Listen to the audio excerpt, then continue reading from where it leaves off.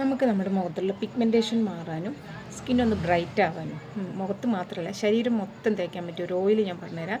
ഞാൻ ഒരു വട്ടം ഇവിടെ ഉണ്ടാക്കി എല്ലാവരും ഒരുപാട് ഓർഡർ ചെയ്തു. ഒരുപാട് പേര്, എത്ര പേരാന്ന് പറയാൻ പറ്റില്ല, അത്രയും എനിക്ക് ഓർഡർ വന്നത് കേട്ടോ. ആ ഓയിൽ ഇപ്പോഴും ഞാൻ ഉണ്ടാക്കുന്നുണ്ട്. അതിൽ കൂടുതൽ ഇൻഗ്രീഡിയൻസ് ഇട്ടിട്ടാണ് ഉണ്ടാക്കുന്നത്. അത് ഉപയോഗിക്കുമ്പോൾ നമ്മുടെ സ്കിന്നൊന്ന് ക്ലിയർ ആവുന്നുണ്ട്. നല്ലപോലെ ഒരു തിളക്കം കിട്ടുന്നുണ്ട്. മുഖത്തെ ടാനുകളൊക്കെ പൂർണ്ണമായും മാറും.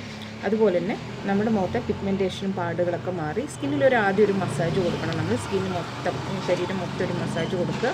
മസാജ് കൊടുത്തതിന് ശേഷം നമ്മൾ ഏത് വാഷ് പൗഡറാണോ ഉപയോഗിക്കുന്നത് ആ വാഷ് പൗഡർ ഉപയോഗിച്ച് നമുക്കൊരു 10 മിനിറ്റ് കഴിഞ്ഞതിന് ശേഷം, 10-20 മിനിറ്റ് എത്ര നേരം വെക്കണം അത്രയും നല്ലതാണ്.